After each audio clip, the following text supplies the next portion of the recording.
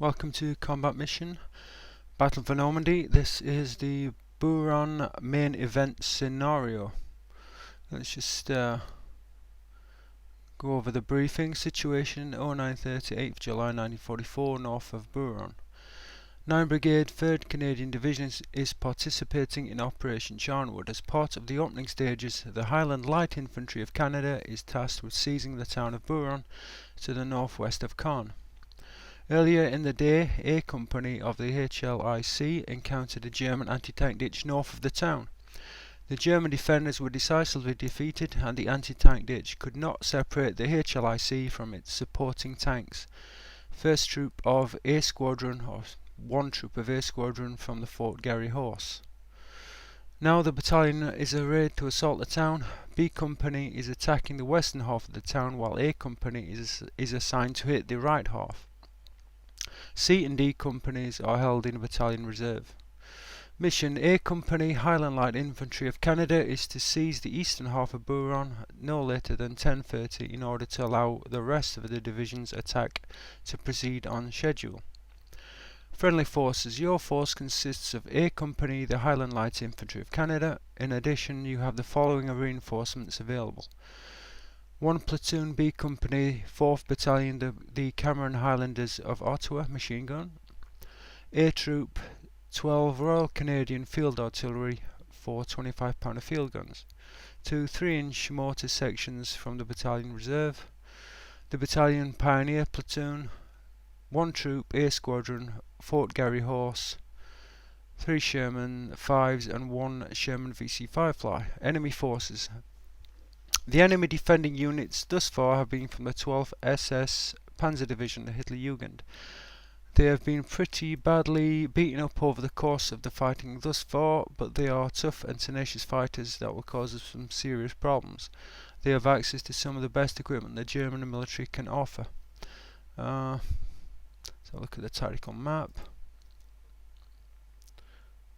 Okay.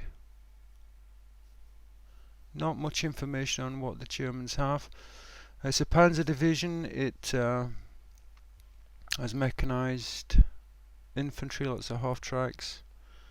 I think it has a Panzer Regiment. I think it's 1 battalion of Panthers, and I think it's 2 battalions of Mark 4s. Okay, what have we got? Objectives are to destroy Axis forces up to 1,000 points and to occupy East Buron 500 points. Okay, so far so good.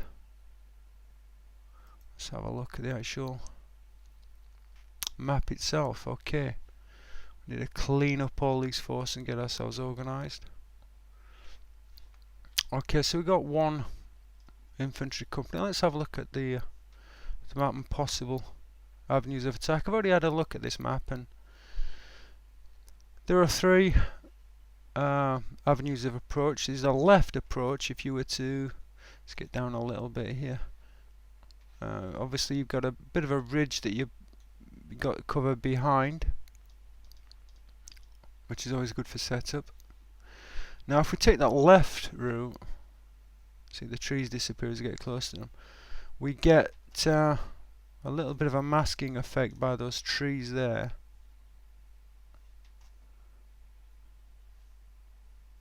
Well, as soon as you pass those trees into this sort of an area, the wheat field, you're really exposed to flanking fire. I'd quite possibly go, you can either go all the way there or come around on the flank here. That's a possibility. The problem with that approach is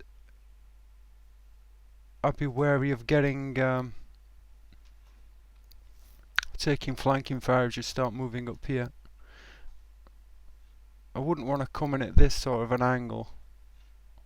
I'd much rather come in from that sort of an angle to try to minimise the amount of frontage you're taking. But you've got to cross a lot of open ground to take that. You'd have to put a lot of smoke down in this area, right across to say from the wood right to here.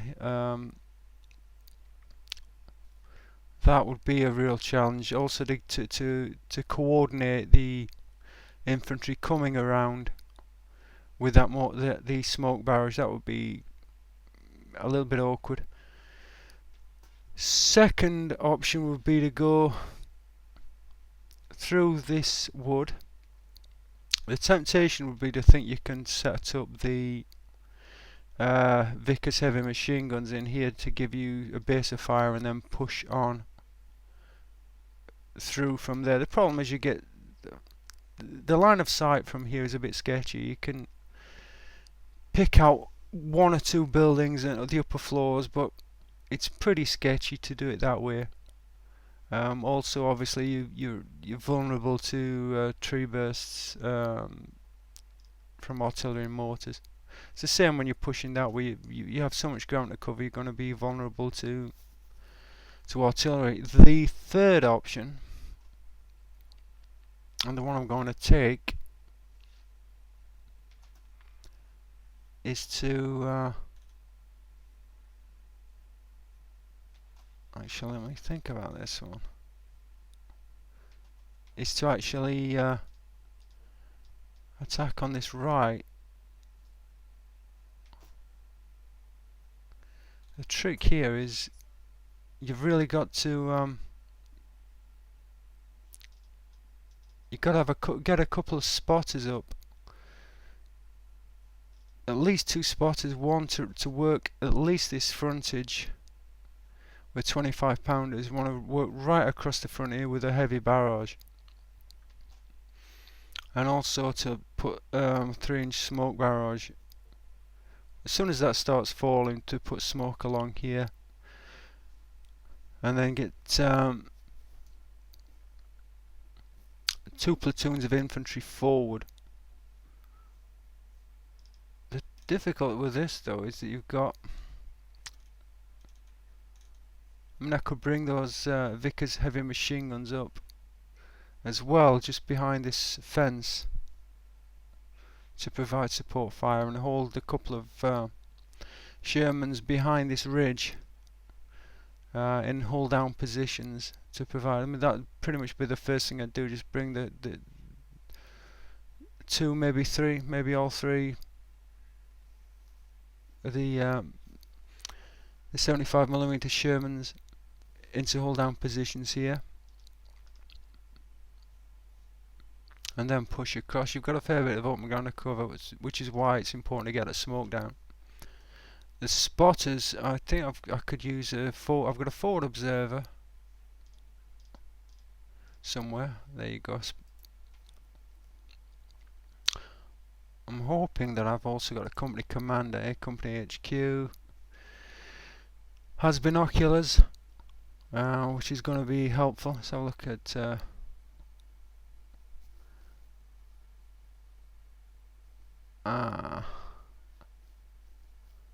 so I'm pretty sure, actually. I thought I was going to have more 25 pounders. I thought there was more. It's a, yeah, battery of 4 guns.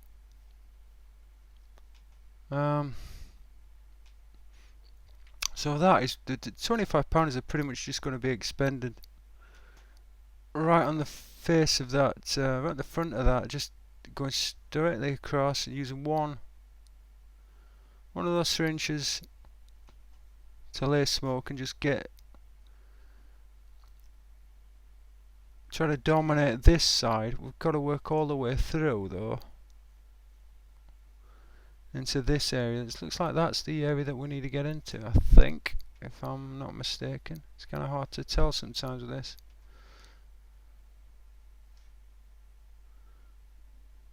I need to get into this sort of an area. It's a long way to go still, but